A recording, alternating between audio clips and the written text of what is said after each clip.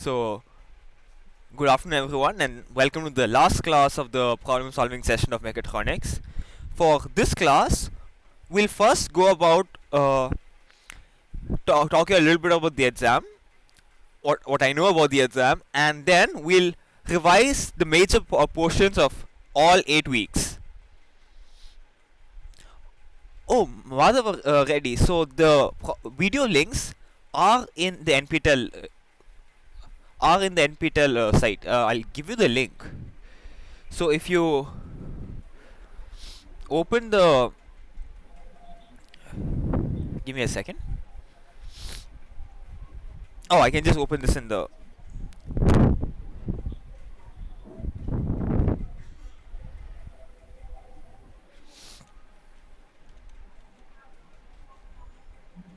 this is the wrong side.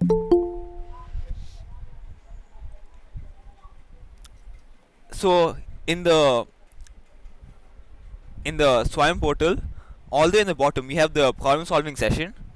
So you can click that and get the, okay.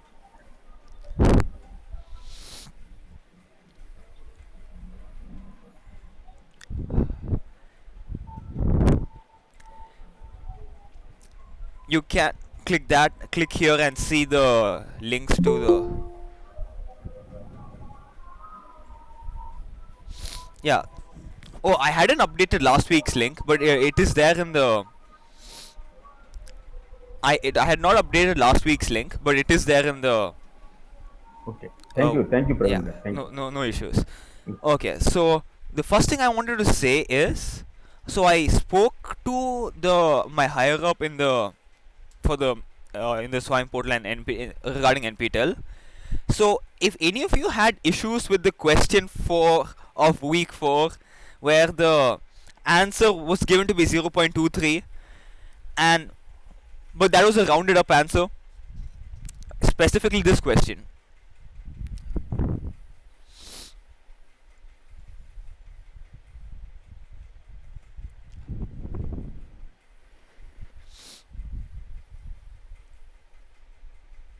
Yeah. So they have updated this question. They have updated the answer to this question. This one, question 8. So if you type any number between these range, your answer will be accepted. And this is a small issue which was there before. Yes, Hari? Yeah, that's it was updated and marks are okay, but if you see that there is updated in the solution, Yeah. in fourth week they divided by 250. Yeah, they divided by 255. I saw that, and The same we are discussed on that the same session. I was noted this n minus one applicable only for that the previous calculation of that number of this one. Whether this is a doubt whether it is divided by 255 or 256. so I had spoken to a few people about this, mainly because I had unfortunately seen multiple answers about this. The unfortunate answer is, if you're going to be using a digital to analog converter, you should read carefully the specifications of that specific digital to analog converter and decide understand what the size of the step is. Because for example, in the digital to analog converter given in the class, using op amps, that one gives us that one has a step size of what's given here, like value divided by 2 to the power n. If you use a more complicated form of a digital to analog converter, we can get a value divided by 2 to the power n minus 1. Sorry, my network is disconnected. Can you? Oh, okay. So I'll repeat everything. So, give me a second.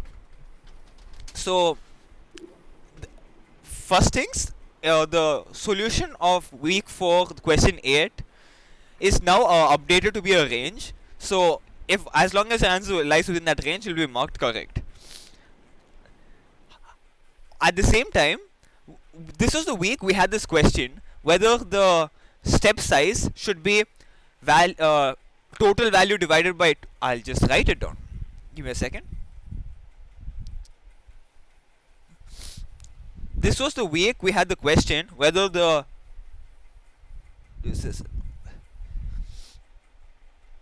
whether the step size is equal to t divided by 2 to the power n or t divided by 2 to the power n minus 1. And we can it logically made more sense to do this, because if you use a step size of 2 to the t by 2 to power n, it will not technically use the full range. We had discussed this in the class before. Now the main thing is the step size depends on the type of digital to analog converter you're using. So different kinds of digital to analog converter will have different some of them use the t by 2 to power n, some of them will use t by 2 power n minus 1. Like for example, the digital to analog converters done in class, if I remember correctly, used t by 2 to power n minus 1. Like if you solve the system for the the op-amp things for, yeah, so that is week 4. So let's go to week 4.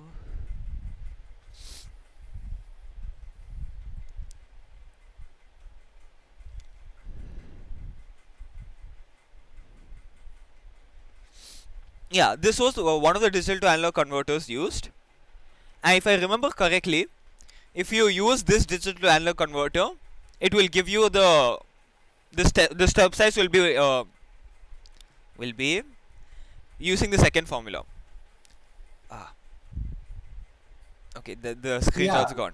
So yes, of course, what you stated is correct. So when we are using the resolution, that resolution we need to calculate, that is the formula we need to use 2 to n to the power of minus 1.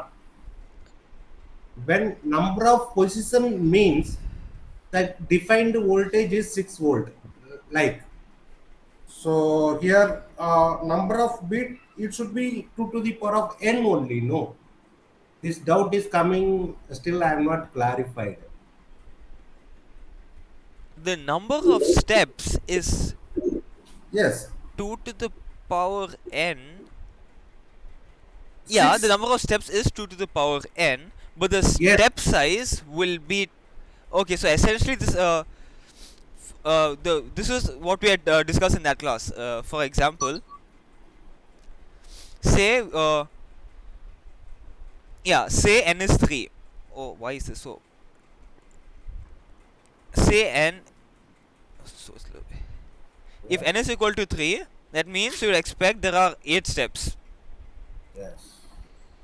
But if there are 8 steps, so let's say the voltage range is 8 volt. The maximum voltage is 8 volt. Yeah. If you're going to be using this, the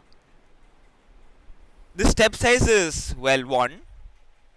I mean, if you're using the t by 2 to the power n, then the step size is 1. And if the step size is 1, that means an input, the 0 input gets mapped to 0. The input, okay, so 0 0 0 maps to 0, 0 0 1 maps to 1, and so on.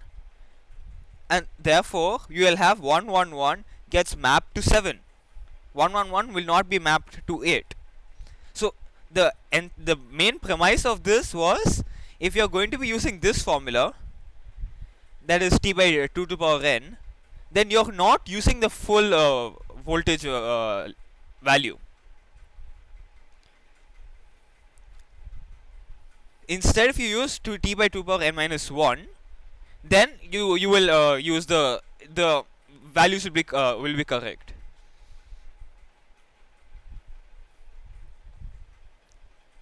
Did that make sense?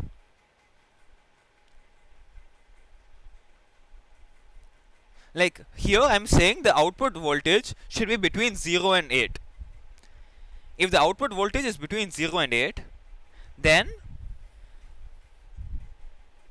there's no reason why the max output from the digital to analog converter should just be 7. If you take the step size as t by 2 to the power n, then the max we will always miss out the final bit. Sorry, the final max value. So my point is, it technically depends on which digital to analog converter you're using. So if you're doing this in a field, then you have to carefully look at which digital to analog converter you're using and design your system based on that. But for your exams, you should use this equation.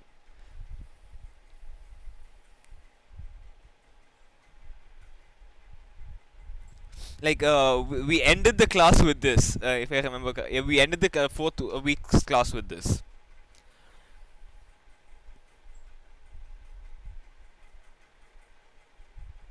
I hope that made sense. Yeah, okay. So the subsize we need to go with the 2 to the n power of minus 1 only. No. Technically, it depends on which digital to analog converter you're using. If you're using a more basic digital to analog converter, we will use this is the step size which is correct. This is too big. This is the step size which is correct. But as we pointed out a month back, if you're using this sort of digital to analog converter, you're not going to be using the maximum voltage value. So Yes. there does exist digital analog converters which use the correct maximum voltage, and for those the step size will be t by 2 to the power n minus 1. Okay. So if you use this, then the step size will be the maximum voltage will be proper. So for example, in this case, it will become like 000 gets mapped to 0, 001 gets mapped to 1.25, and so on. And finally, you'll get 111 gets mapped to. Oh, it's not Yes. 1.35. It will be like 8 by 7. And 11111 will be 1111 will be mapped to 8. So this kind of so if you use these steps, but that's not relevant for the exam. For the exam, just use this. Though in the field, I expect you should just be careful when looking at digital to analog converters. I hope that made sense. Yeah. Okay. Oh, thank you. I forgot where we were. Okay, yeah. On top of that, so if there are any other specific questions you want corrected, I don't remember. I don't think there were many other questions other than the thermocouple question. Also, you can just ask in this class, and then I can try to do something about it. And I also asked the seniors how the exam pattern would be, and unfortunately they told us that they told me that if the course instructor wants to reveal the exam pattern, he will, and I can't do anything about it. So if the course instructor wants to reveal the exam pattern in the NPTEL site, he would, and I cannot do I do not know anything about the actual exam pattern, unfortunately. So that's unfortunate news, but all you have to do is study everything. How hard can that possibly be? I'm sorry. Okay. Okay, so now we'll slowly go through all the weeks of classes. I mean, we'll just revise a lot of weeks of all the weeks of classes, and in the end, if we have time, I sincerely hope we have time. I will show you about Matlab and Simulink. Oh, and I must also apologize for week 7's lectures. In the recording, I had noticed a few times in the class that some parts of the videos were not recorded, and that was unfortunately happened because of some optimization by Edge. So essentially, whenever I alt tab in the Edge, it just completely blanked my screen, and therefore I'm really sorry I couldn't record that section. If there are any issues, please do mail me, and I can try to explain what was there, what was shown on that screen at that time. So this is specifically regarding week 7's lecture, which yeah. So let's look at what we studied in week 1. In week 1, we began with Okay, so if you before that, we'll just have an overview of whatever we have, whatever is there in a proper mechatronic system. And for that, I think the best diagram is the first. Is this diagram in introduction?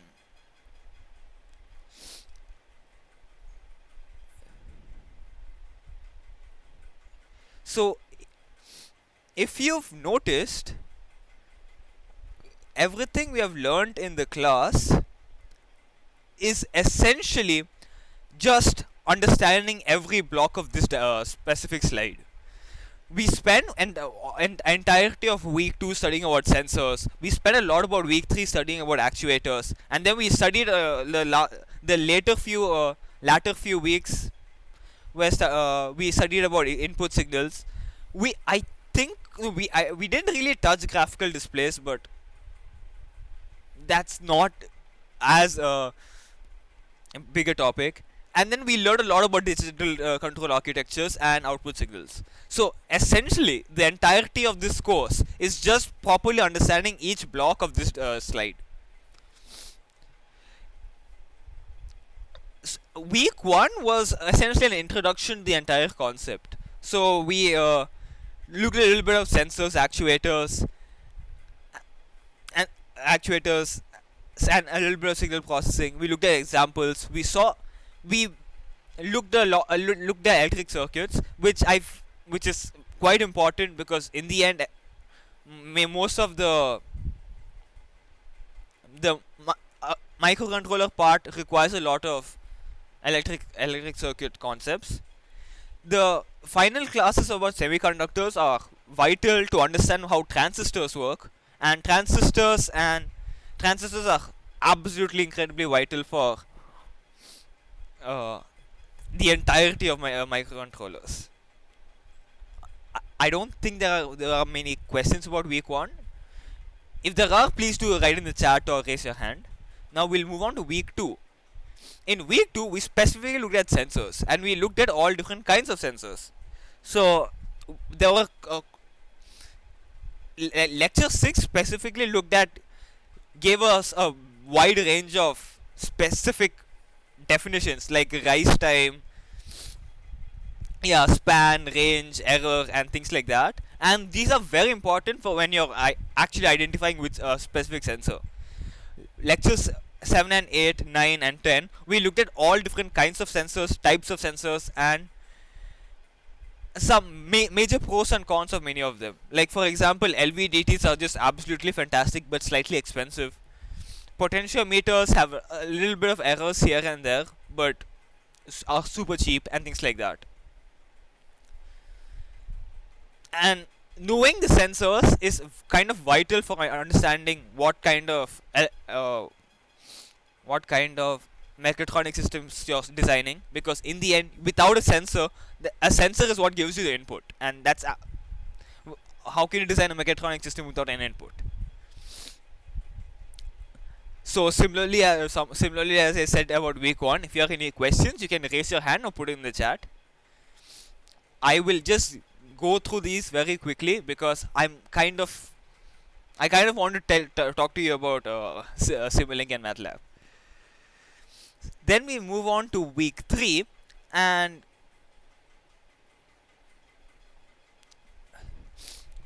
week 3 talked about actuators, and we looked at all different kinds of actuators. Oh yes, and we had a small like, one lecture on the data representation. So we did look at data representation also. Yeah, and lecture 12 was the one in which we drew a lot of diagrams, these kind of diagrams, and solved them. I I will upload the paper in which I got these questions from, and in the same folder as I've uploaded all the weekly all my diagrams, and I hope that'll be fine. Yeah, and then we look at mechanical actuation, and then this electrical actuation. I do not. One thing is, for all of these, it is very important that you remember all the formulae. So when you're before you're studying for the while studying for the exam, I would recommend that you make a formula sheet for each of the every formula you have in the course. There is unfortunately big number of formulae, and it would, with practice, you can memorize all of them. But because mechatronics is such a big subject, you kind of need to have a varied number of formulae, like a varied types of equations. For example, for AC motors, there are we solved a question at the end. Yeah, for example, when we solved this question in class, we essentially just kept using different formulae which are just known to us. Likewise here also, we essentially just kept using different formulae which are known to us. So I would sincerely recommend all of you to have a formula sheet to properly understand and memorize the concepts. Now in week 4, week 4 we looked at operational amplifiers, which are incredibly powerful and useful. And then we looked at analog to digital converters. We had a first toe dip into binary digits and conversion between the between the different bases. And then we looked at a little bit of AI. In the slides, there's a concept called fuzzy logic, and a very interesting name. Week 4.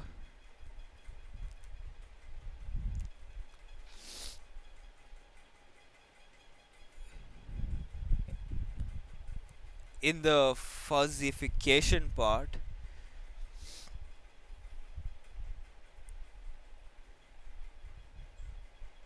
yeah, so the prof never properly showed us how to do the center of gravity method and Mamdani's inference method. Unfortunately, it's a little more complicated than you'd think, and because of that, I have the material for this, but I shouldn't have brought this up. I'm sorry. So I believe this is one of the only topics I didn't specifically cover in class, because it's just, I'm fairly certain there are specific modules in different programming languages which can do this defuzzification.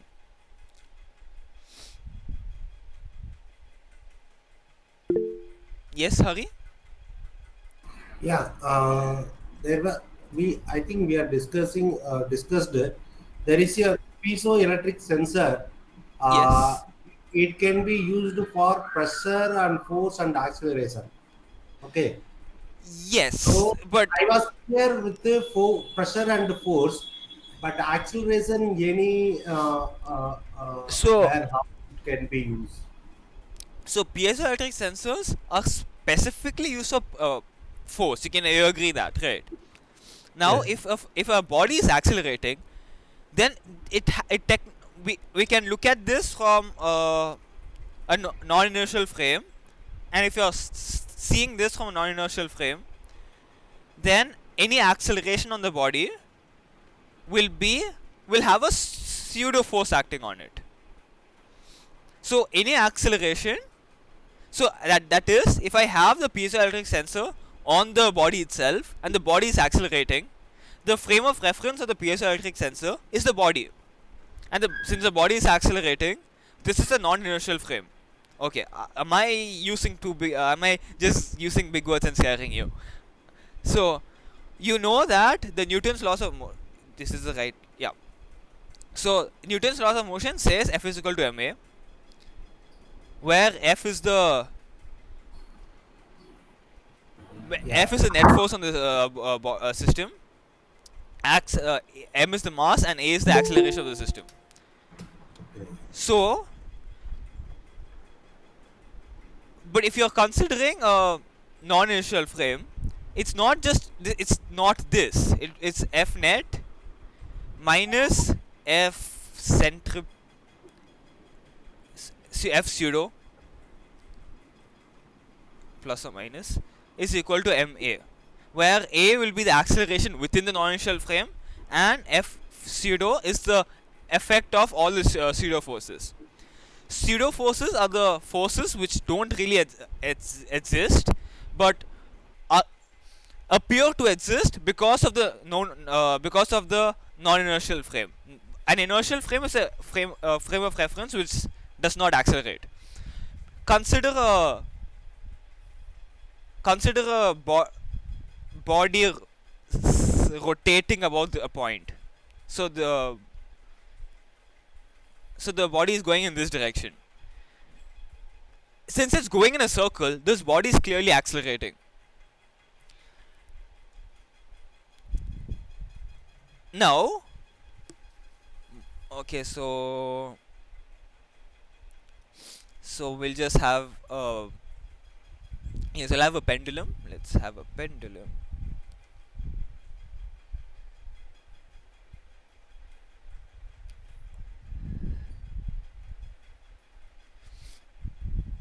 Like the equations in the inertial frame is a little. I can write it, but it will be something like.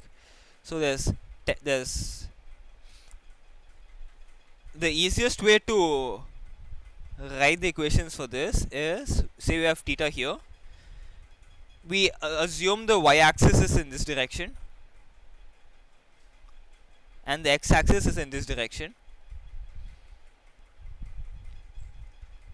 The force of gravity will be in this direction. The force of tension is along the y-axis. So we now resolve the forces along the correct direction. So this will be mg sin theta, sorry, mg cos theta, and this is mg sin theta, mg sin theta minus mg sin theta. So when we are solving this in an inertial frame, what we kind of just do is, we know tension, the tension force cancels mg cos theta, and the axis in the, what's that thing called? Give me a second. Yeah. And then the only force left is mg sin theta. But that's kind of wrong. Essentially, what we are doing is, there is not just mg cos theta here and tension. If your frame of reference is like this, we have a frame of reference which is changing, and this changing frame of reference is accelerating, in fact. Therefore, we also have a centripetal force towards the center. This centripetal force is a pseudo force. So technically, in the along the y-axis, we have t plus m omega square r plus mg cos theta is equal to 0. That is, the tension will depend on mg cos theta and the velocity of the angular velocity of the pendulum, which makes sense, right? So my point is, if you have an accelerating object, it will any sensor you place on it will experience pseudo forces. Therefore, if you put the, what's that thing called? If you place the sensor appropriately in the thing, if you, and that sensor can measure forces, it can technically measure acceleration also. Because say F net is 0, then all we have is F pseudo is equal to mass times acceleration, and you're measuring the pseudo force from the sensor. And since you probably know the mass of the system also, you can get the acceleration of the system. So, to identify the acceleration of the system, you can use a piezoelectric system, a piezoelectric sensor. I accidentally delved a little bit extra into non-shell frames, but that's the premise. Yeah, Okay. got it. Okay. Yeah, thank you. Yeah. So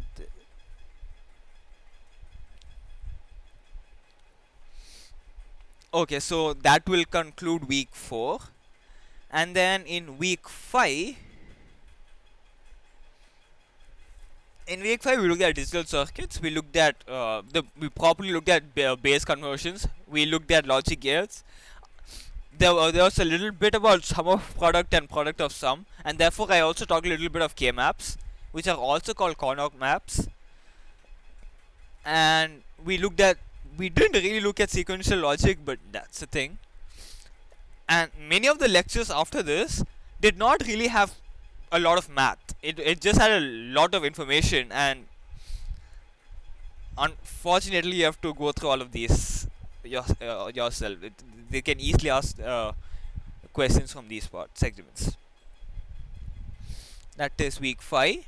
In week 6 was very interesting because we saw Laplace transforms. Yeah. So today's class on Simulink will actually go through. Will actually be following mainly on this. We will eventually model a system and then try to solve it using some techniques, and modeling systems essentially all require whatever you learned in this this section. And then we looked at Laplace transforms. Once again, if there are any questions about the maths behind any of the last few weeks lectures, please do ask. I'll help. We can solve a question right now. So we also looked at Bode plots at the end of this thing, and I felt like my explanation was not enough. But should I go through Bode plots again? If there is a specific, if you want to specifically learn a little bit more about Bode plots, there are a few really good resources on YouTube, obviously. But one I would recommend is, give me a second.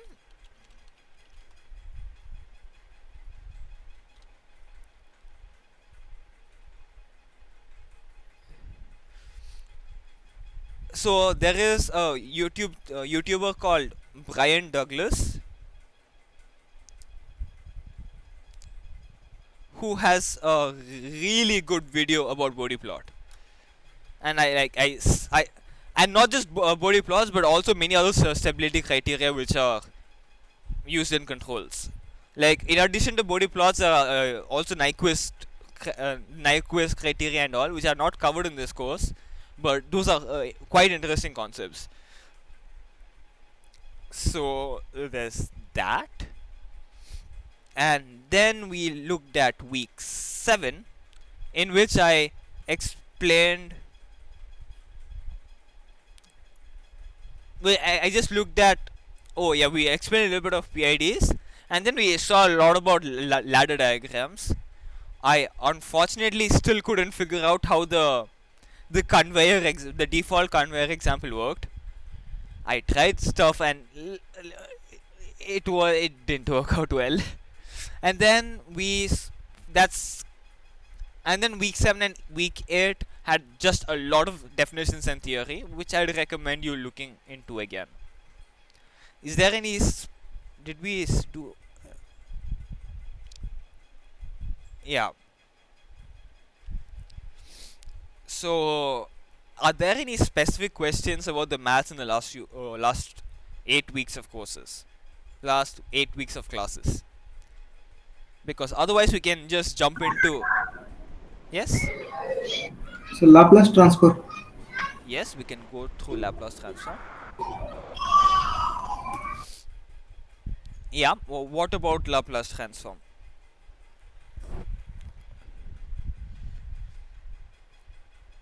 Do you Take 5 minutes of revision.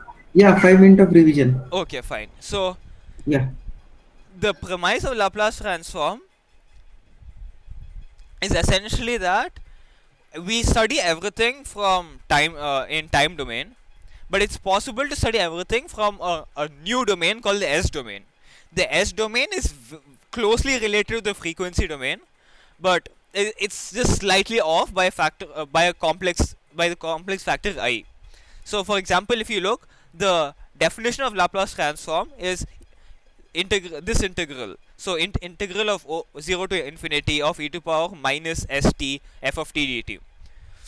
If you looked at the equation for the Fourier transform, which will give you the same, which allow you to study the entire thing in the Fourier domain instead, which is essentially a frequency domain. It is the exponent will be e to the power minus I omega t. So essentially, the difference between Laplace transform and Fourier transform is a factor of I. So the Laplace transform takes the time domain to the S domain. Time to S. This is Laplace. While the Fourier takes it to the frequency domain.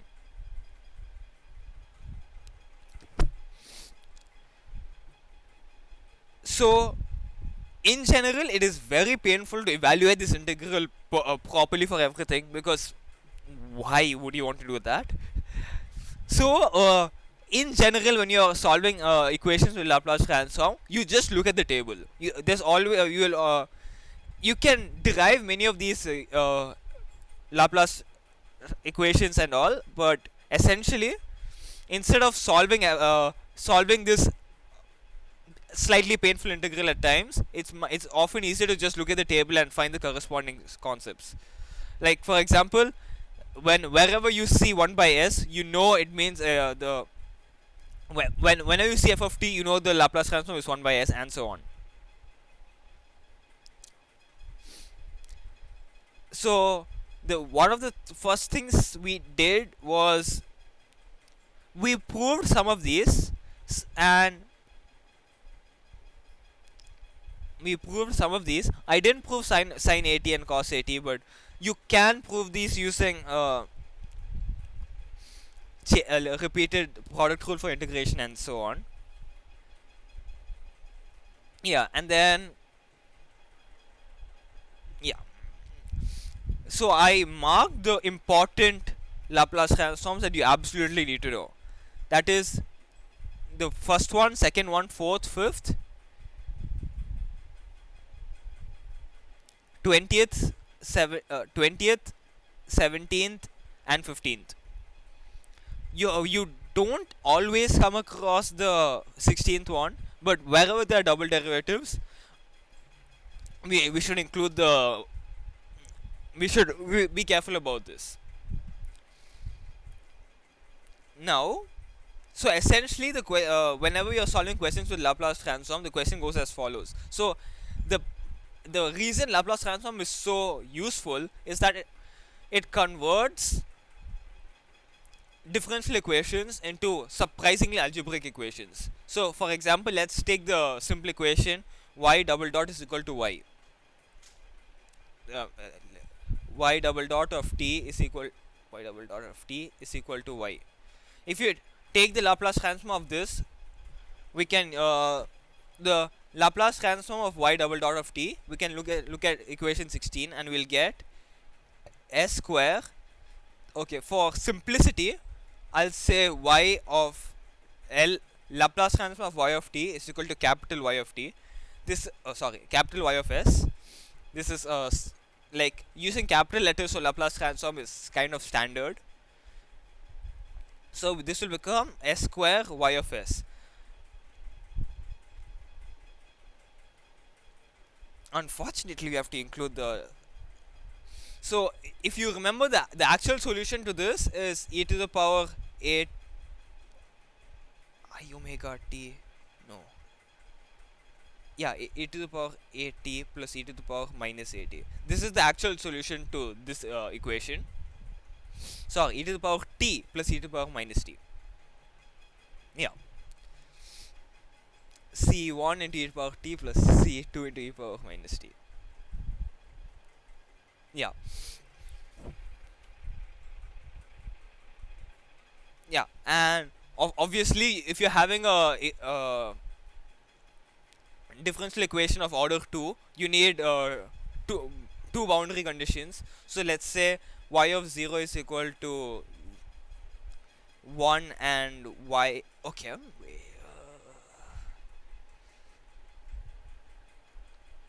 Okay, we'll say y of 0 is equal to 1 and y prime of 0 is equal to 1 also. This is just so that the solution is 1 multiplied by this, because I just want nice numbers. So we have y of 0, y prime of 0, and we can now just substitute this correctly. So that means s square y of s minus s minus 1 is equal to y of s. We can just rearrange things and we have y of s is equal to 1 plus s by s square. So y of s is equal to 1 by s square plus 1 by s. What mistake did I make?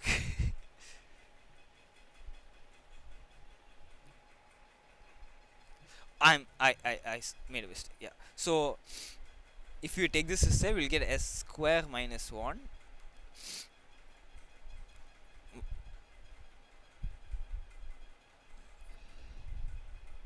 Okay. So that means y of s is equal to 1 plus s by s square plus 1, s square minus 1, which means that y of s is equal to 1 by s minus 1. And so essentially, instead of solving this using normal differential equations stuff, we are solving this in the Laplace domain, where this is essentially just an algebraic equation now. And because it's an algebraic equation, we are able to simplify this algebraically, which is kind of much easier than solving it in the time domain. And now we have the y of s is equal to 1 by 1 s minus 1, and we just look at the table and we see that if the Laplace transform is 1 by s minus a, it will be e to the power at. So we get, this means that y of t is e to the power t, which is exactly what we expected. If we had instead, naturally, if you change some of these values, you can get the values, we can get whatever solution you actually want. So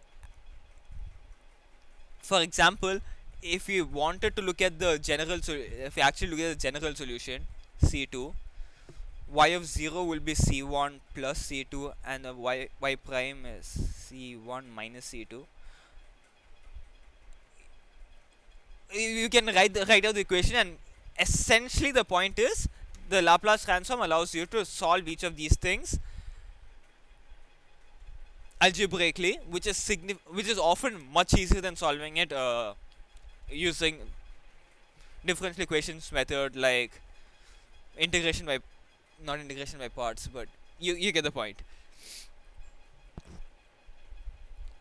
In additionally, it can be shown because every element in the block diagram is a differential equation, technically. That's what we have seen in the lecture 6. I mean, in the week 6, that we model systems as differential equations. So if since we model systems as differential equations, and differential equations have a very simple Laplace counterpart, which is algebraic, it's it's very convenient to study everything in the Laplace domain instead in the S domain instead of the time domain, and that is why we are using block diagrams and things like that. So, as the short story is, the Laplace transform is incredibly useful to solving differential equations, and because it is incredibly useful in solving differential equations, it's incredibly useful in solving differential equations because it converts differential equations to algebraic equations. Now, algebraic equations are very convenient, and and since every model we have is a differential equation in time, we can instead study this as a algebraic expression in as the S domain, and as an algebraic expression, it just we have properties like it just commutes and which is transitive and things like that. For example, what we have done in the week 7, that is, each of the if you had looked at this in terms of g of t, then the relationship between E1 and E0 is not very easy. However, because we're looking at this in the Laplace domain, E1 is just g multiplied by E0, and that is something incredibly useful. That is why we looked a little bit of looked at the Laplace transform a little bit. Is that fine? I am not certain if the prof will expect you to solve questions using a Laplace transform, but I would highly recommend you are well versed in the concept of Laplace transform, because it's just that useful tool.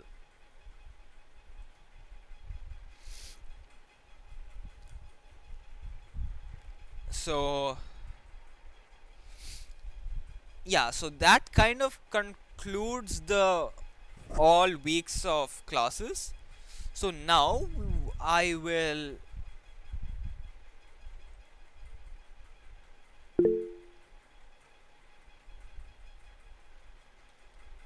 give me a second. Yes, Rakshit? Yeah, so it's majorly theoretical. The assignments are majorly theoretical. After a few weeks, mainly it's just a few numericals, right?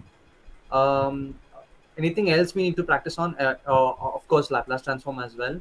Anything else we need to practice on? Were you in the beginning of the class? Because so essentially, when I spoke to my higher up in the NPTEL thing, and they had told me that they technically do not know what pattern the instructor has done. So essentially, it's up to the instructor to release what kind of exam patterns we have. And here, the instructor for this course for Mechatronics did not release that yet, and therefore, not even I don't know, and the higher ups also do not know. So I do not know what kind of questions will come specifically for the exam next week, and therefore I would recommend that you have to go through everything, unfortunately. Yeah. Okay. So give me a second. I sincerely hope my screen is being recorded now, but okay. So now I will close this.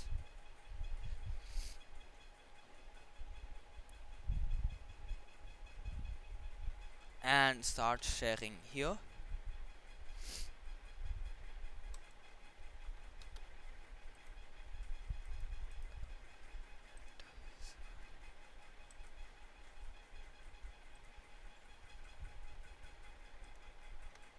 So I'm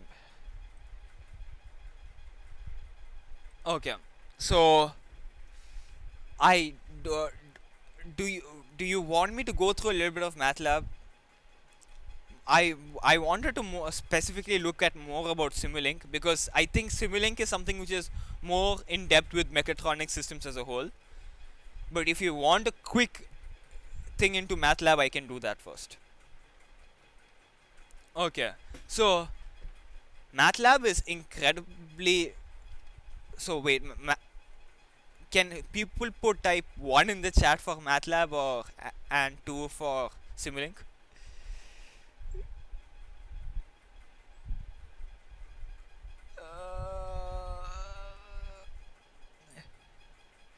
Okay, I guess I'll go with MATLAB then. Okay, so essentially the premise of MATLAB is MATLAB makes it very easy to work with matrices and vectors. And one more thing, like because I'm sharing my entire screen, I won't be able to see any of the chats. So if you have any questions, please do raise up your questions. Please, please do interrupt me when when if you want to ask, you're asking a question. So for Yeah. example, I can store a okay, so no, as in programming we have variables and things like that. So say I'm having a is equal to 2, and that if I put a semicolon, that means the output is suppressed. And you can see here I've stored that MATLAB gives you a workspace which stores all the variables I've used so far. If I don't put a semicolon, it prints the output of the previous line as well. So, but MATLAB is not just for scalars, it's also really good for vectors. Vectors are written with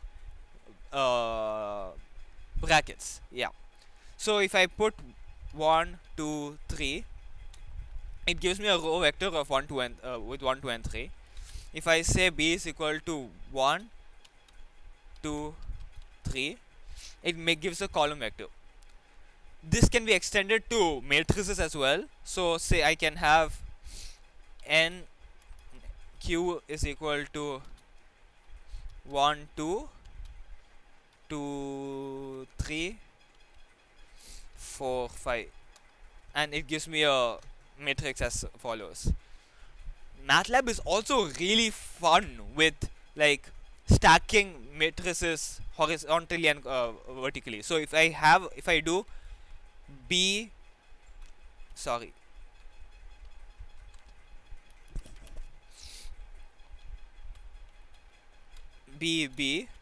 essentially I'm stacking b sideways, and that this will give me 1, 2, 3, 1, 2, 3. If I had instead done a, it will give me this, which makes sense. And this can also be repeated horizontally and vertically also. So if I do a colon a, it will stack it vertically. For convenience, you can also do this over multiple lines, and it will work exactly as I expect, because it makes sure it matches the thing. You can always make new scripts. And so right now I'm in the command window where I'm running one line at a time. So if you're familiar with Python, this is like the REPL of Python. I can make a new script, and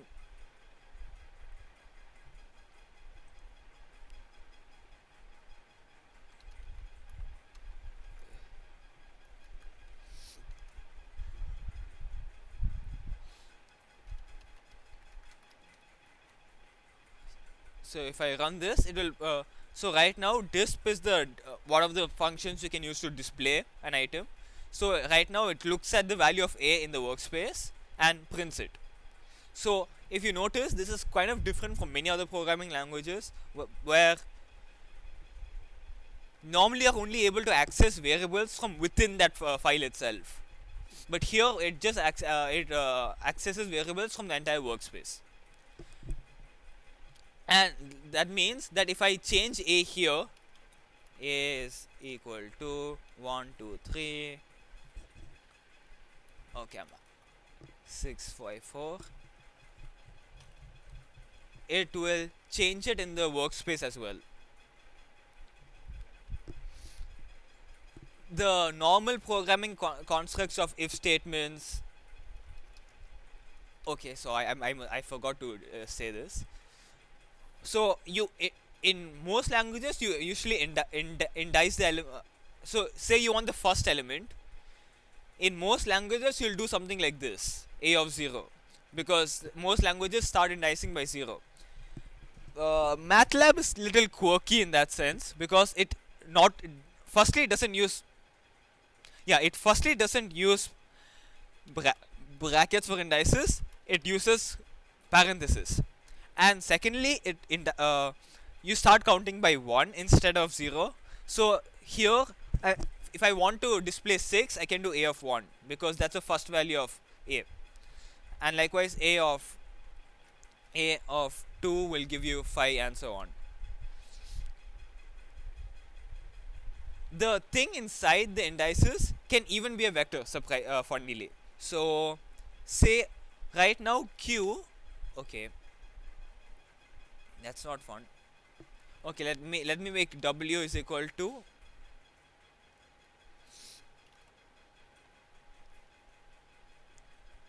a.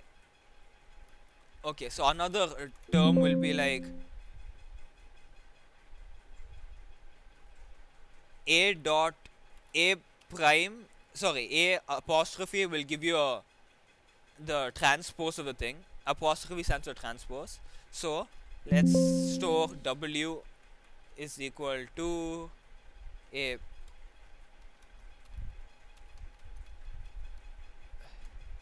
So right now w is this. So Matlab can do quirky things like w. We can index things using another. Yeah, we can index using another vector. So say that is, if I want to get the second, fourth, and sixth element, I can do 2, 4, 6, and the second is fifth, the fourth is sixth, and the sixth is. You get the. I hope that made sense. Essentially, w is a vector of size, which is like this, and I want to identify the second element, the fourth element, and the sixth element. So for that, I just indice it, but using a vector. So that's the thing you can do. Similarly, you can compare vectors.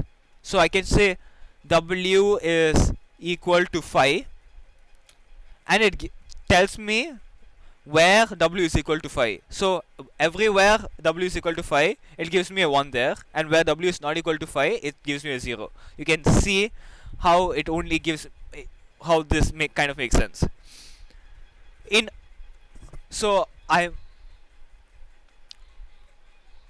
addition to all of this, Matlab also has incredibly powerful tools like a lot of default functions for various kinds of stuff. Like you can take the FFT of Fourier transform of vectors and things like that. So that's the FFT of W, which is not really significant, but yeah, we can do it. And then there are also concepts of symbolic calculations. So I can do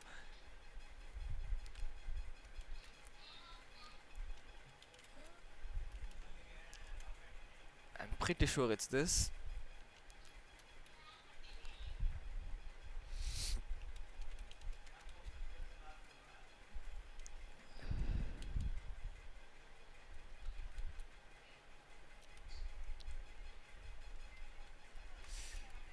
I forgot the t multiplied by t multiplied by t.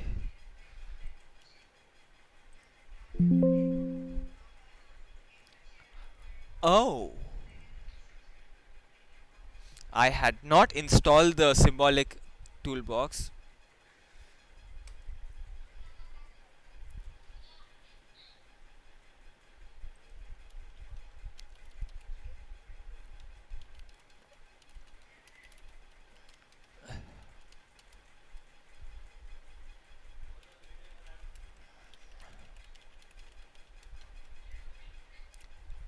you know what, this is not important. Essentially you can do symbolic calculations also. That is, if I do sims r, that means I'm creating r as a normal algebraic variable. So t will be stored as r plus 2 and y will be stored as r plus 2 cubed and things like that. So there are incredibly useful concepts like that. So the symbolic toolbox also lets you differentiate equations, integrate equations, solve equations numerically and things like that. Likewise, there are tools like OD45. So there are tools like OD45, which lets you numerically integrate equations. Essentially, it specifically solves non-zero differential equations using a specific method. You can define functions as you normally do in the things. So, which is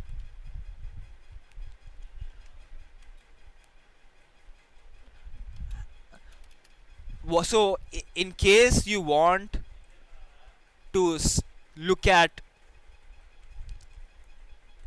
in case you want to look at the basic things for a programming language, I kind of recommend this site, Learn X and Y Minutes. If you're already familiar with programming, Learn X and Y Minutes will quickly tell you how to look at different concepts. So it is also very detailed in many of the explanations. So, for example, this is the function for finding eigenvalues. V will be eigenvectors and D the a diagonal matrix of eigenvalues and things like that.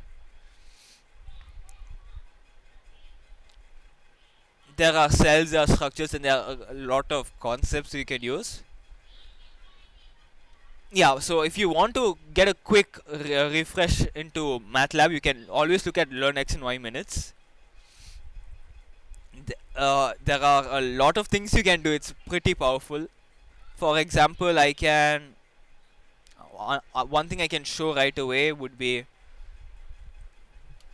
so let's say A is equal to 1 to 1000.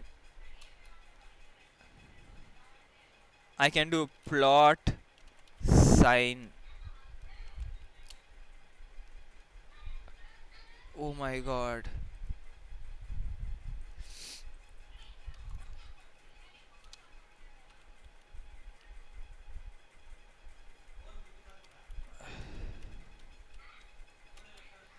So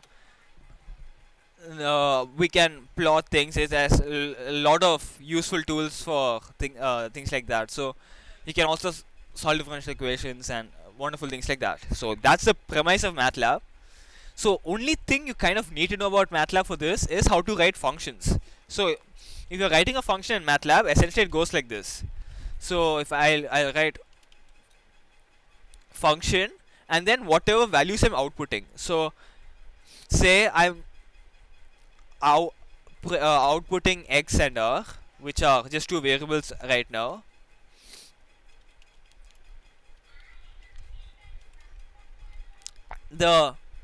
And then the input to the function will be given in parentheses here. So I'll say q and w are the input.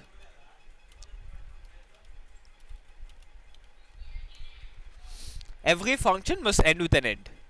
Now inside this function, all I have to do is define what x and r.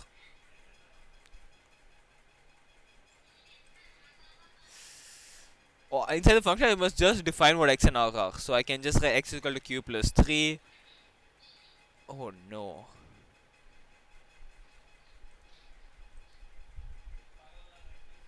Give me a second.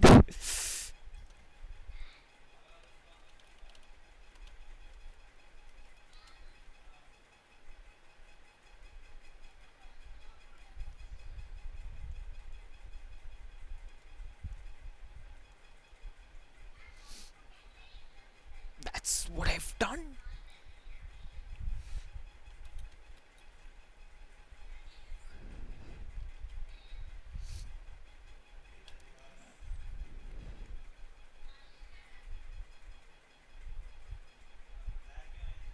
Oh, I don't remember if.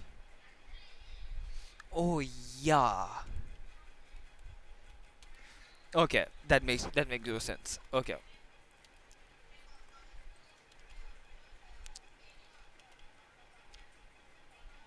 So right now I can call showcase 4,7 and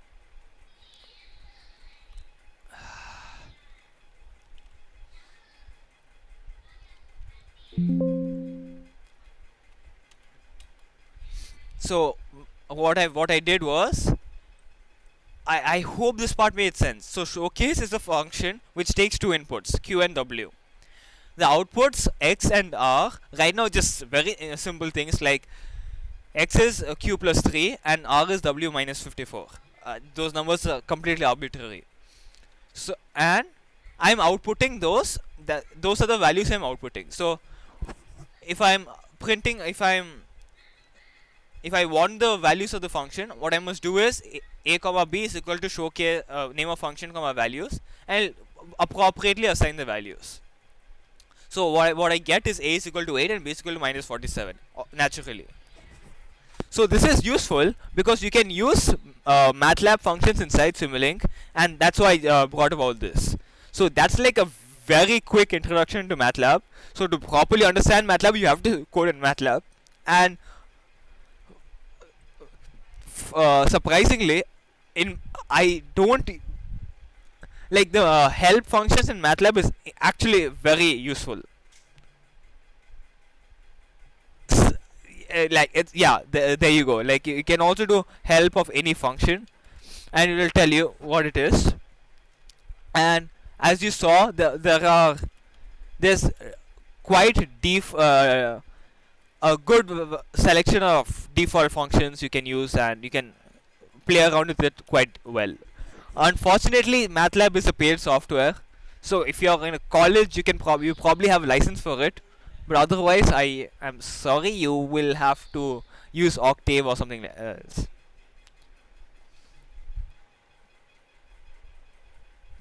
Meanwhile, let's look at Simulink. So, Simulink is kind of something completely different from yes. Wait, give me a second. Yeah. Oh, okay. Someone wanted to join. Okay.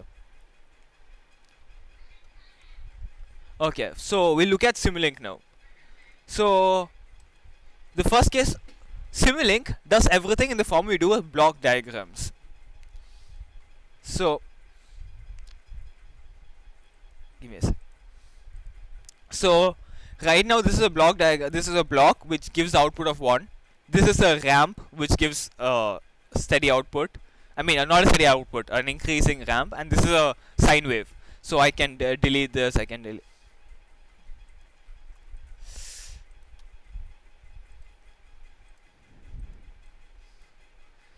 just take this and okay. So these are inputs, and this is called a scope. So and a scope essentially just displays the thing. So if I click run now, it will simulate this thing, and if I click the scope, it shows me a steady 1.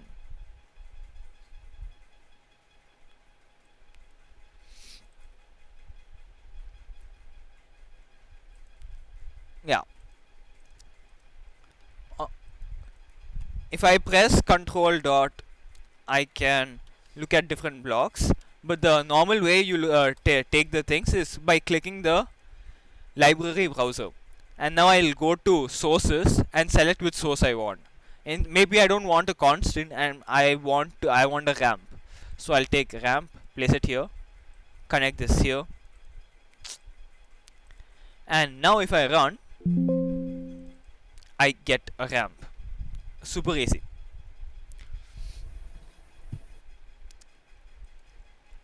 In addition to that, that's not what I clicked. So you can access the same thing by searching through all the blocks. So in not just rank, there's sine waves also. So this is the sine wave I want, and I can just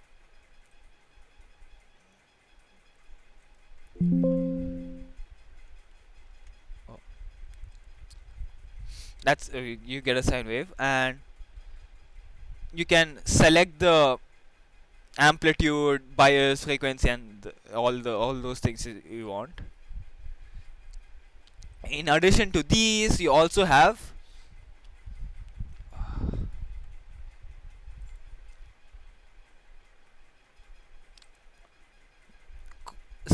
incredibly where did the yeah, you can you have all sorts of math operations you can do, like take the sum, and then I'll add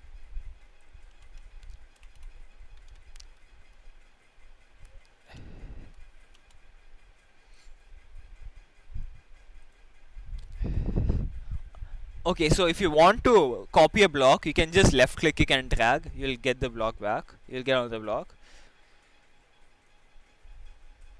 So I want this ramp to start at time 4 with a slope of -1. So now if I so this ramp, so if I simulate this now, it will be like this is the first ramp, and this is on adding the first ramp with the second ramp, it becomes 0 and it keeps going this way. I hope that made sense. So that's like the basics of sources and the scope, and then some basic math operations also. In addition to these math operations, you can also have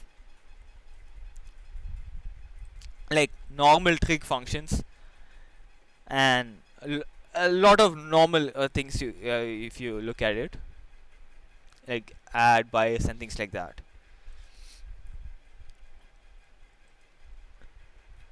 Other things you can do is take derivatives and integrals, and you can also have multiple things to the scope. So if I run this here, I'm having a sine input, and it's splitting into two. One part goes to the scope, the other part goes to the derivative block, and the output goes to the scope. So if I run this and look at the scope, this is what we get, which is fairly reasonable in my opinion.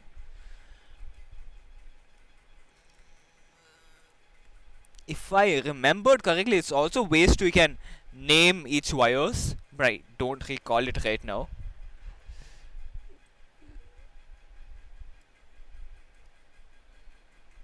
It doesn't matter. But in addition to this, you can have in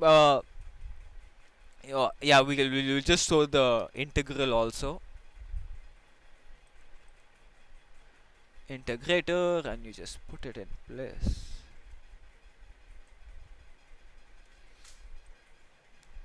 Yeah, so if you run this,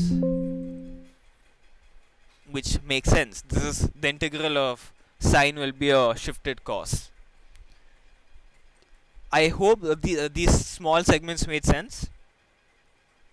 So this is why I had said the concept block diagrams is very important, because you can do everything in Simulink is essentially a block diagram, and if you can properly understand how block diagrams work, everything makes sense.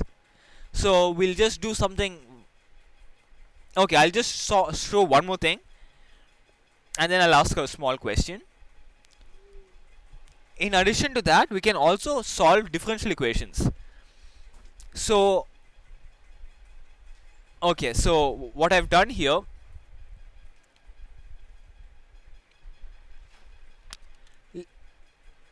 let's call this signal, I forgot.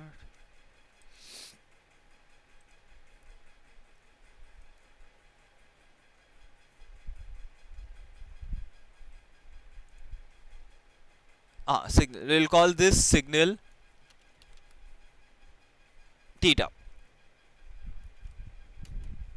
Since this signal is theta, we are getting theta from the after an integrator. So this signal will be theta dot or omega, and this signal is, well, the derivative of theta dot.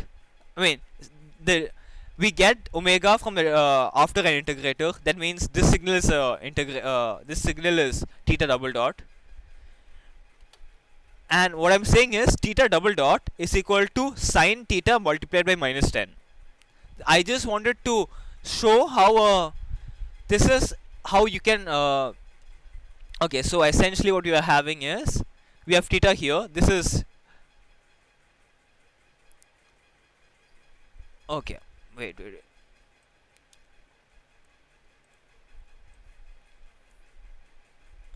So another thing you can do in Simulink is create subsystems. Like right now, this part that doesn't make sense that much. All I've done here is I have theta here. It goes into a sine. So this output is sine theta, and then I'm multiplying it by minus 10. So this output is minus 10 times sine theta. So it really doesn't give me a proper understanding of what's happening. So what I can do is join these and create a subsystem. Once I create a subsystem, it takes me inside. We'll call this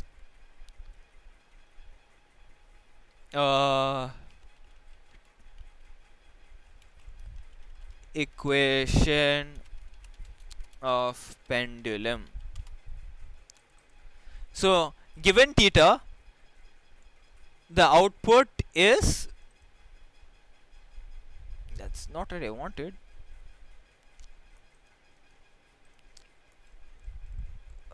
Okay.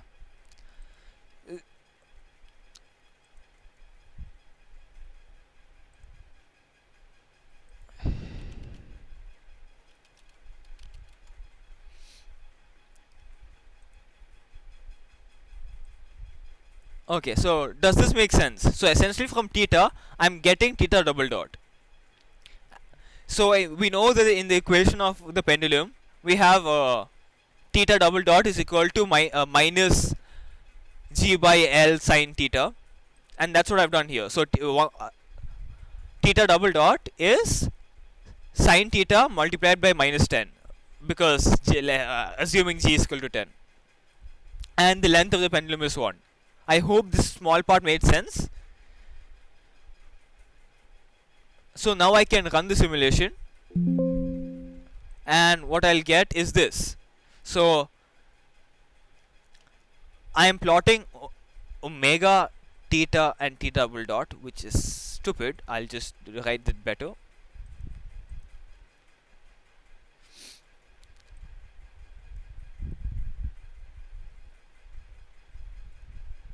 Theta, omega, theta double dot. Okay, so I'm plotting theta, omega, theta double dot. It's not very helpful because it's not telling me where.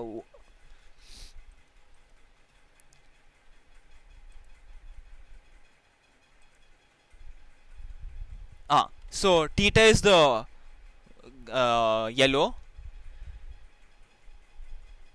Oh, okay. So just to clarify, I'm setting the initial value of theta in the integrator, because an integrator is, well, it's an integrator. We can set the initial condition. So I'm saying the initial condition. The initial condition for this pendulum is the initial angle is 0.1, and the omega is initial angle. This thing is 0. I can make this 2, apply, and if I run this, we'll get a quite different graph.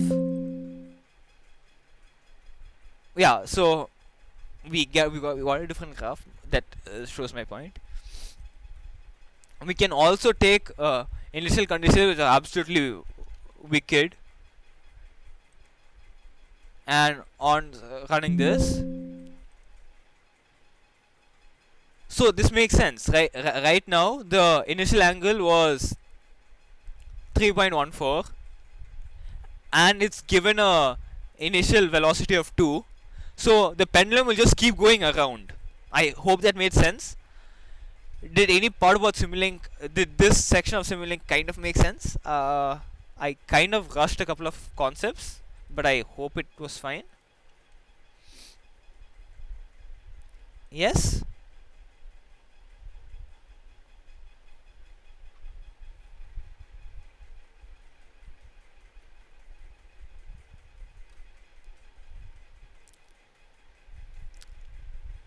Okay, so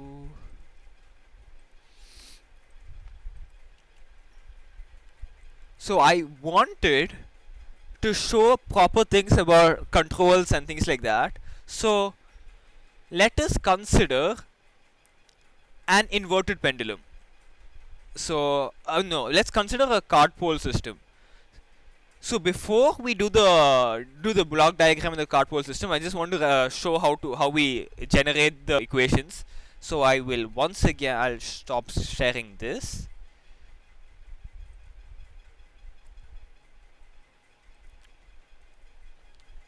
Give me a second, I'll join again.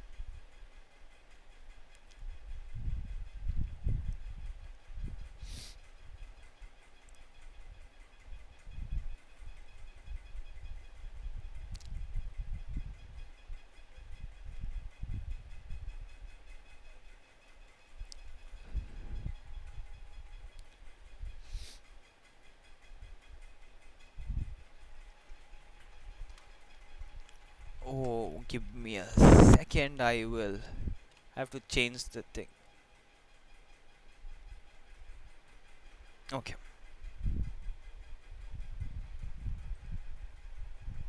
Okay.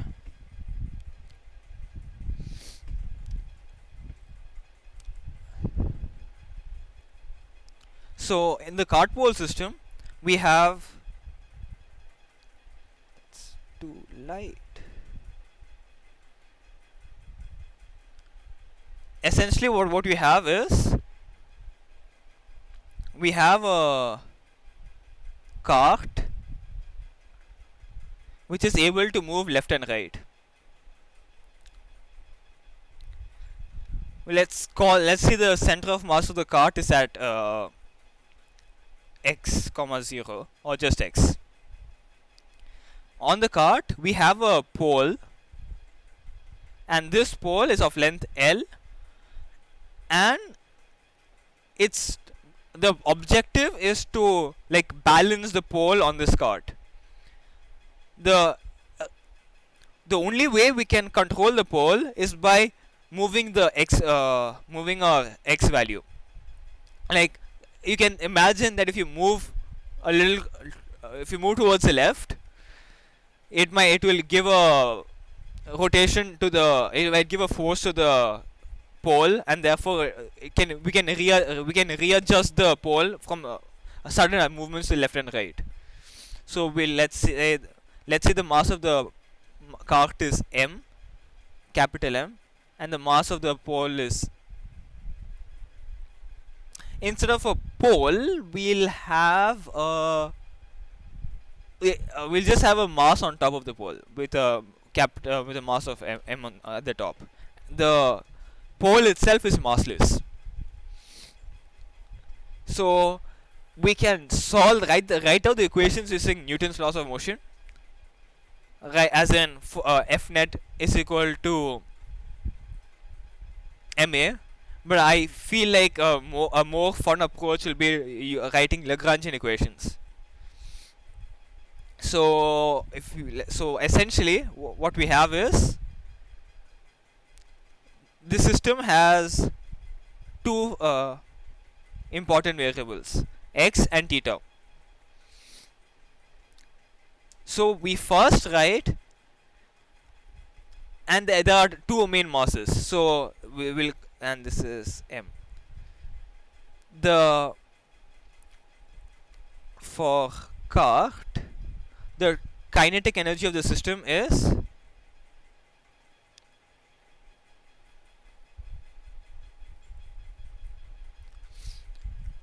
it has a mass of capital M, and the velocity of the thing is x dot squared. So I'll just write this as x dot squared. The potential, there's no potential energy for the cart because it's only moving sideways.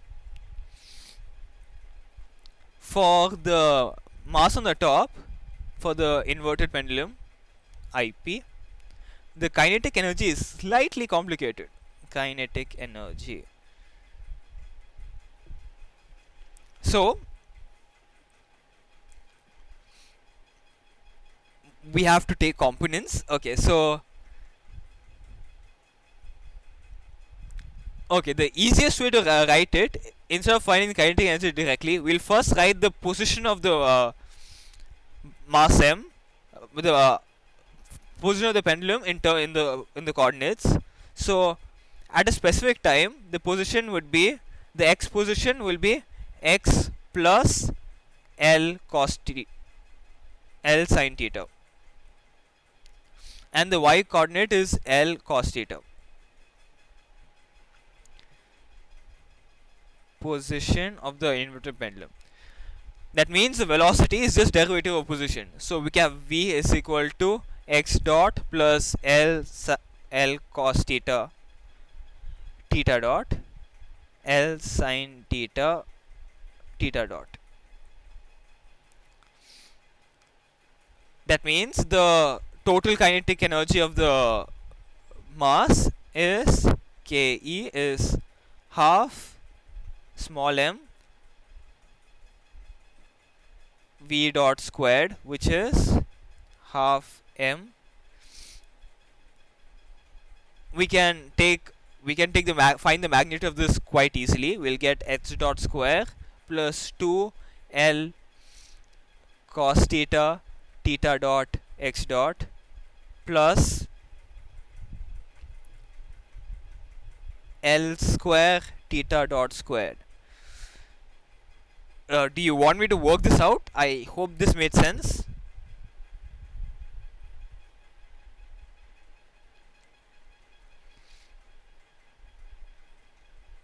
I sincerely hope I have internet. I am audible, right?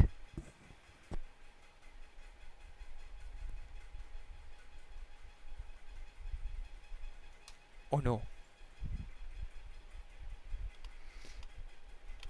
Oh, okay. Oh yeah, okay. That's a relief. Okay. I hope each of these steps kind of made sense so far. And we know the potential energy. The potential energy is the gravitational potential energy for this. It makes sense to take the, so that is just the minus mgh. So that is mg L cos theta. Give me a second. Yeah.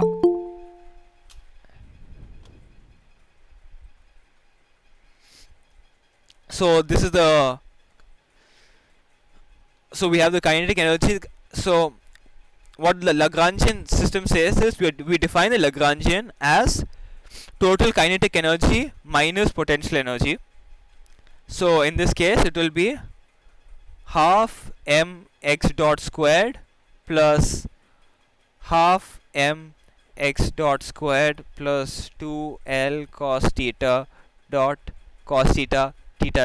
x dot plus L square theta dot square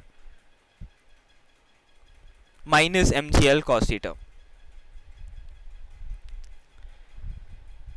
So this is the equation for the Lagrangian. When Newton's laws of motion told us that F net is equal to mass times acceleration, what the Lagrangian system says is, it's a little unwieldy, but it goes as follows.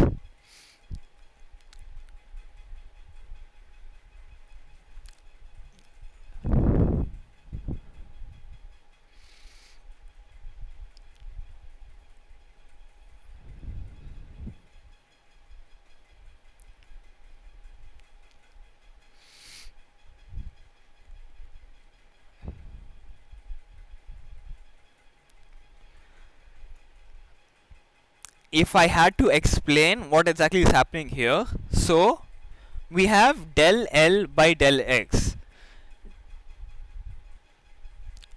Okay, so I'm sorry, like studying over the Lagrangian system of equation is a thing on its own. So I'm not going to explain how we derive this. We'll just say that this is the Lagrange system.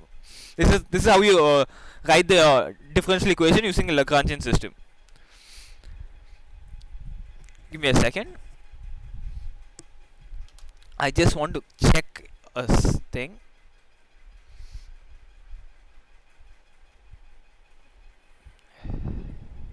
Okay, so in addition to this, we are controlling the cart pole by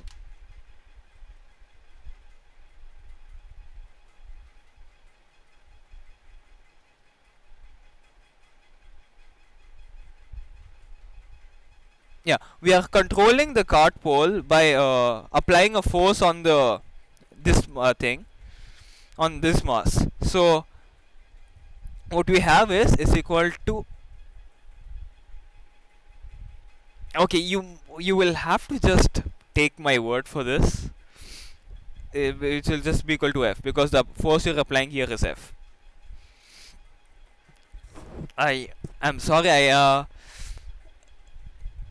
I wanted to show the Lagrangian system a little quickly because essentially the Lagrange system is just an alternate way of writing the equations, and it's slightly quicker.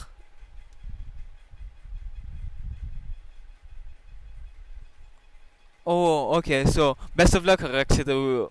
This is the last time I'm meeting, so see you then. Best of luck for your intervals. Yeah. So this is the Lagrangian system of equation. In addition to this, we have the same thing for the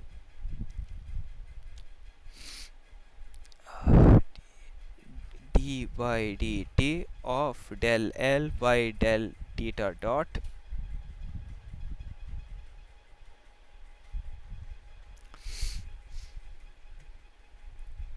I'm sorry, I thought this equation will be nice, and it simply is not. So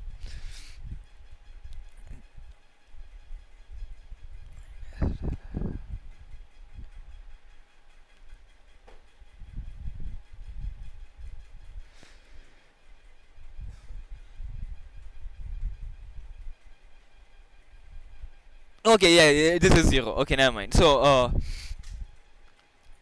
essentially, so we have these two equations. So we know the value of L, and therefore we can derive both of these equations properly. So because we have L, we see that del L by del x, which is the partial derivative of the Lagrangian with x, is 0. And because, I mean, we can see there's no x term here, so that means this term is 0. Del x by del L by the partial derivative of L with respect to x dot, that's not 0 though. There are a couple of terms here which depend on x dot. So when writing this out, we have del, we'll write it here, del L by del x dot is equal to mx dot plus mx dot plus ml cos theta dot. Yeah, I hope that made sense. And likewise, del L by del theta dot is equal to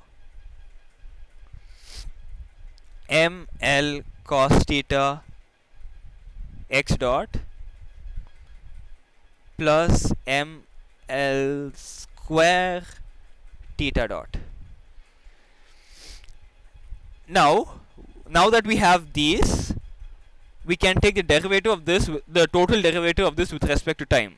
So we get d by dt of del L by del x dot is equal to mx double dot plus mx double dot plus, we need to use product rule here, ml sin theta theta dot squared plus ml cos theta double dot. And likewise, we must find del d by dt, the total derivative of this. In general, we can just do this using the symbolic toolbox or of MATLAB or the module SymPy in Python, and it's not too difficult. So once you do that, once you have the equations, you can go to MATLAB and then write the equations in MATLAB. That is given an. Now I'll stop sharing.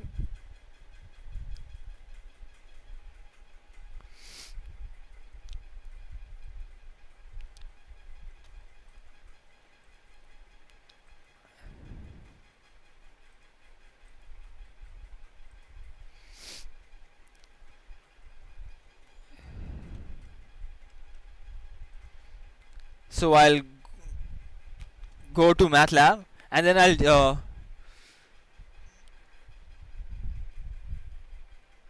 I'll just place a couple of integrate.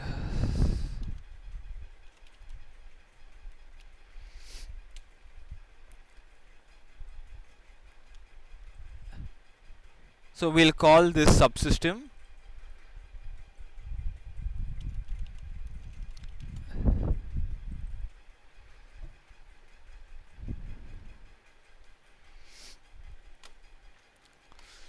What cardpole is supposed what we expect cardpole to do is, given x and theta, we find theta dot and we find the wait given x theta, we find theta double dot and x double dot. So technically there are two inputs, so we can include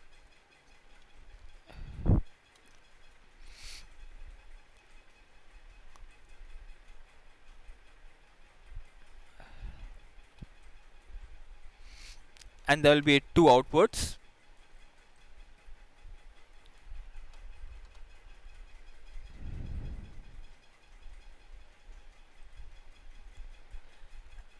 And there's actually one more input, that is the force applied.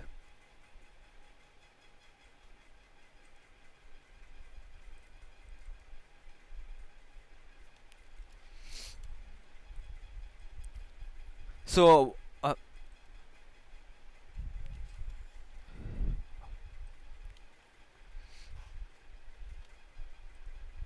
yeah, so once you have written the equations, you can easily figure out what the terms here are. So like we can just join these three, we get have a couple of sine theta, cos theta, and find what x double dot is what x double dot is in terms of x, and y double dot theta double dot in terms of theta, and force, and so on. So for simplicity, we'll just take a normal. We'll take a cardpole. So this is not a differentiator. We'll have a sine theta.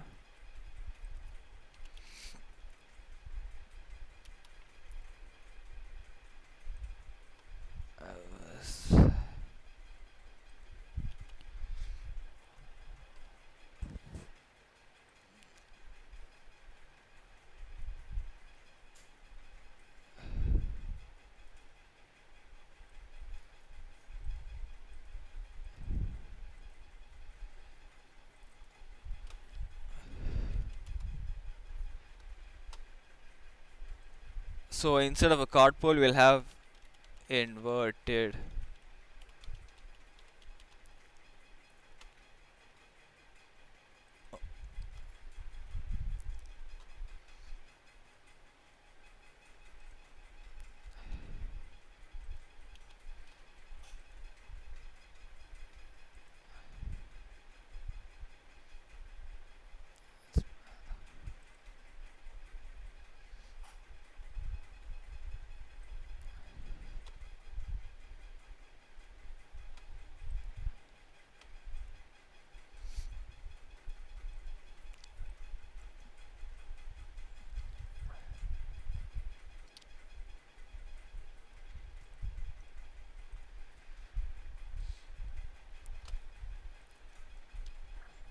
So the first input is theta, second input is torque,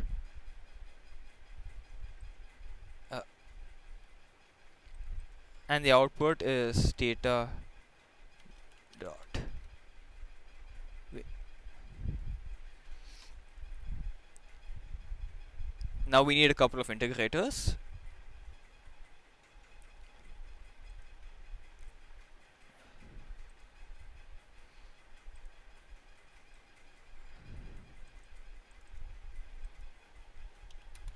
So say the input is 0, and where did the theta dot?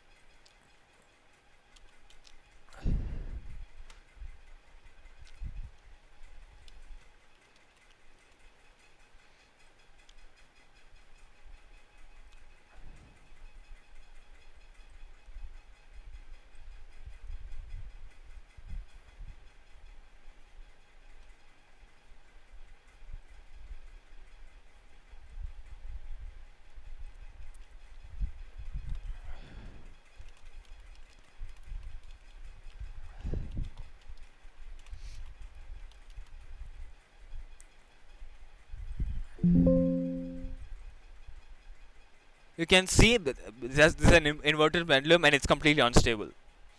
So wow, what is going on here?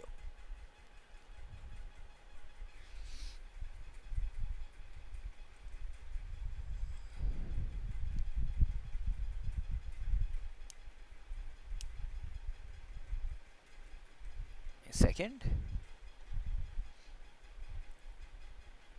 So theta starts off with a very small value.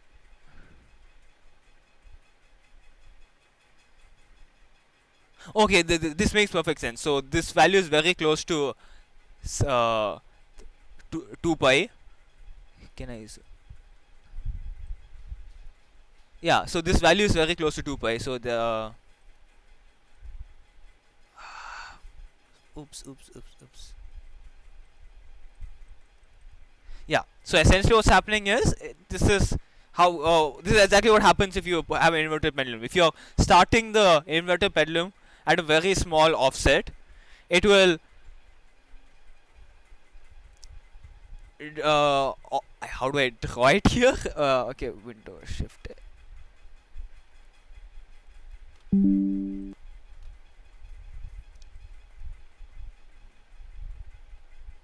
So if you have an inverted pendulum,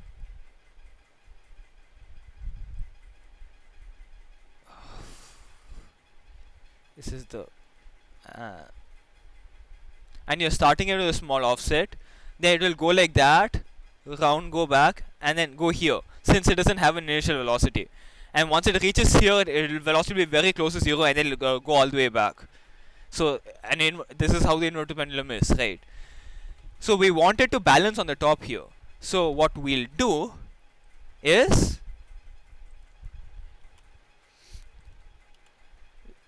we'll take a PID controller. So we can just search PID. So here we have a PID controller. So say we are applying a torque which depends on the PID value.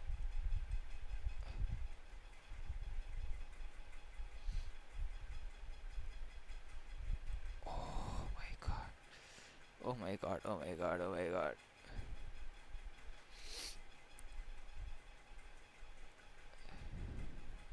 Yeah, so this is why I had said that understanding block diagrams is incredibly useful for these,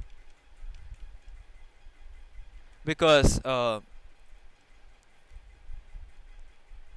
in the end that's what it's. Yeah, so I hope this block diagram made sense. So this is the PID controller, and it's very familiar to what you have already seen before. So now, right now the values of PID is 1, 1 and 0, and to be honest, this will not run well. This might not run well. So if you see, it's in fact it's running so badly, just straight up awful. But that's explain. We can easily change that by tuning the PIDs, and because tuning PIDs is so vital, MATLAB just incorporated this on. Oh god.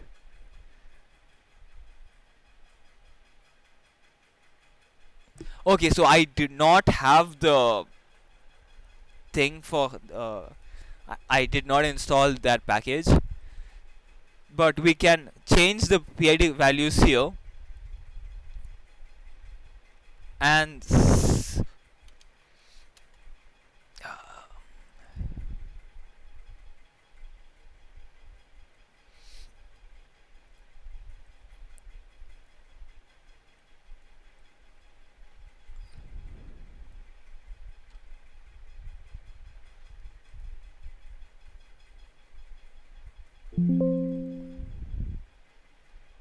so if you, that's not good enough.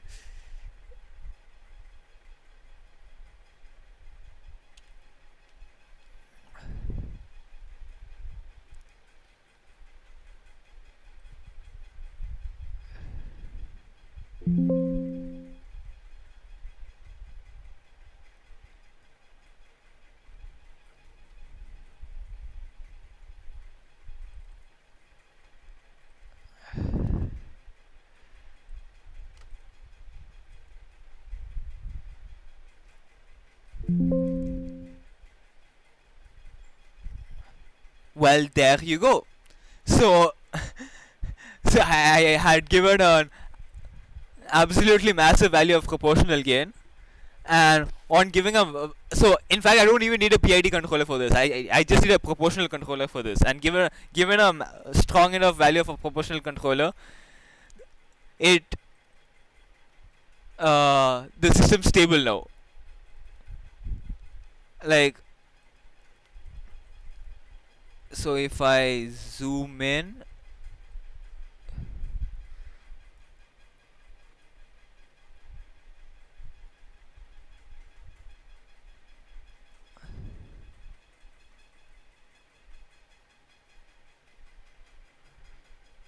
oh, it's not stable. I'm sorry. Like right now, the PID controller value is exactly is probably very close to the.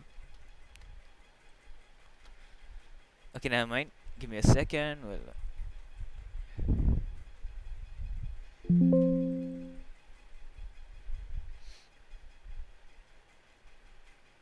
but yes. So now, even though this was an inverted pendulum,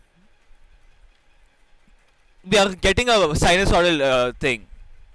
We are having the pendulum alternate swing around like this using a PID controller. So instead of the normal behavior that the pendulum just swings across the other side, here we are having a normal, almost a sine wave.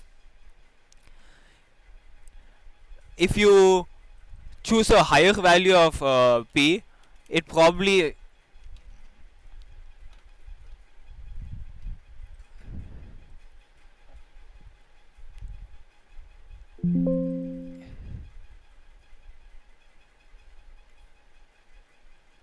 Yeah, if you choose a higher value of p, the angular velocities just go a little haywire because the torque is just that high. So in general, we need to properly select what p, I, and d all three are so that it works out really well.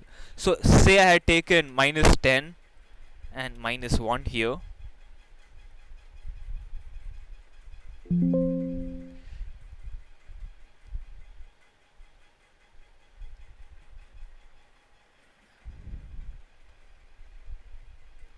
So that didn't work out nice.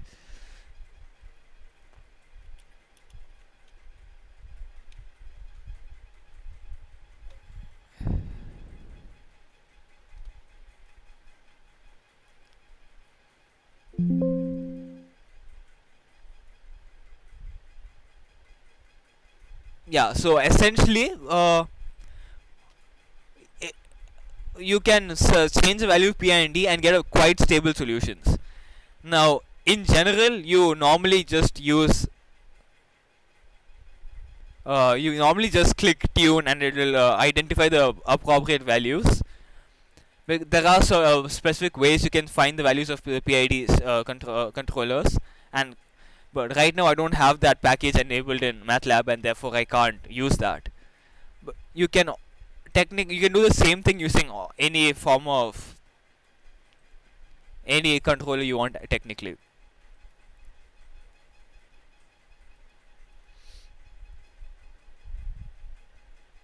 And yeah, so that is the premise of using Simulink to simulate these diagrams. And as you see, essentially using Simulink is just understanding how block diagrams work.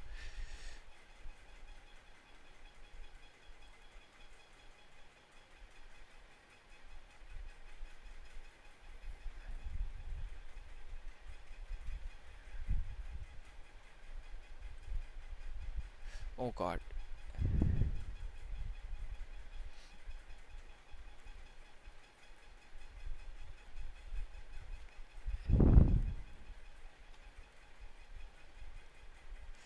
Okay, so yeah, that's the premise.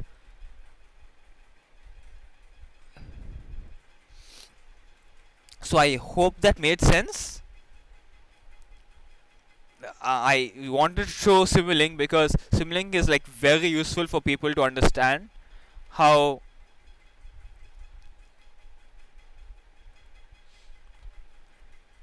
Simulink is like very useful for people to understand how block diagrams work, and it essentially is a simulation environment. How you can simulate everything, you can model mathematically.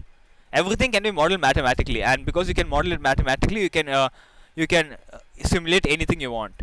In fact, if you have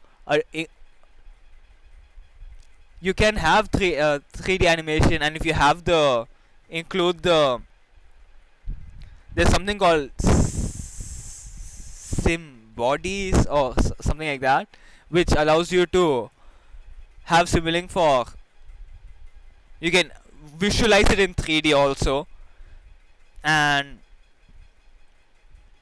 there is the electrical components also which you can have. Yeah.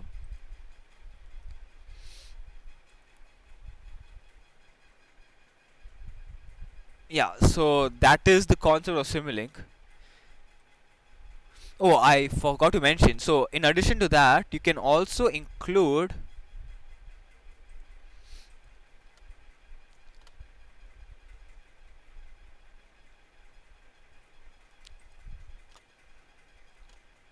a MATLAB function.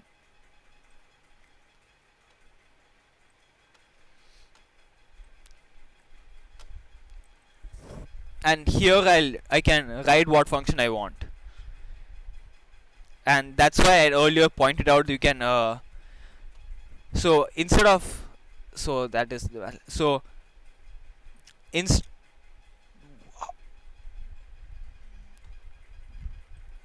yeah, so instead of having drawn it like this, I could have instead put theta and torque inside defined it using a MATLAB function, and go identify what theta dot is. So essentially, Simulink is just an incredibly powerful tool for simulating environments, and that's quite important for mechatronic systems. You can clearly, in Simulink especially, you can clearly see how the what's that thing called? How each of the signals move around, and you can also do nice stuff like putting a source here, noise here.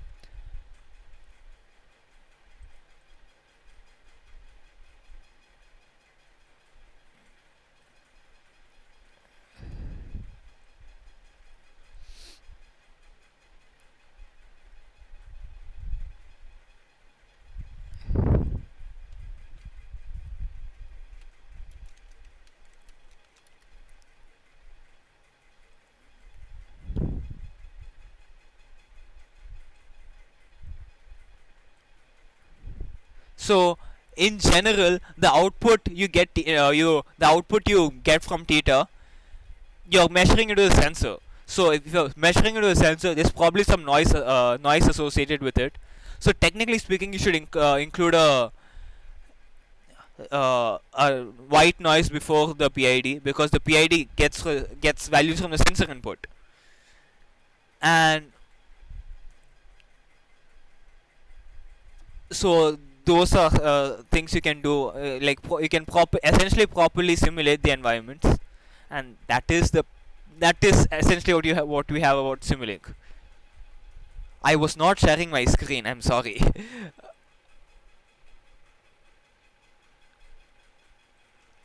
Okay, but that doesn't. That's not that. Essentially, I'll just show it.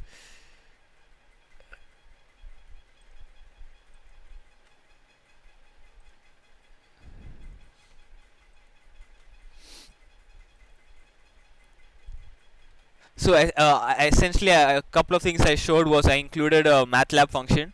Eh, So instead of drawing the block diagram using blocks, you can do the block diagram using define the block diagram using the way you define Matlab functions. And on top of that, technically speaking, the PID input is from the sensor reading, and sensor readings we know might have noise in it. So whatever value you have for theta, you might have to include some artificial noise in the simulation to better understand if it's working or not. So that is what I wanted to show. So that will kind of conclude this class and this course. I wish you all best of luck for your exams. And yeah, if you have any questions, feel free to ask.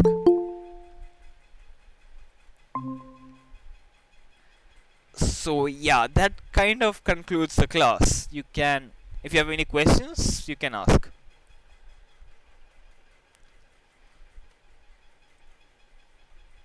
I sincerely hope I shared the recording software saved everything correctly.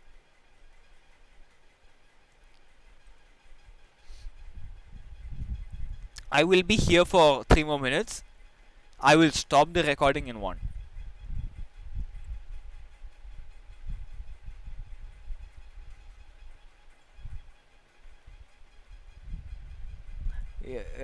You're welcome. I had a blast explaining concepts to you all also.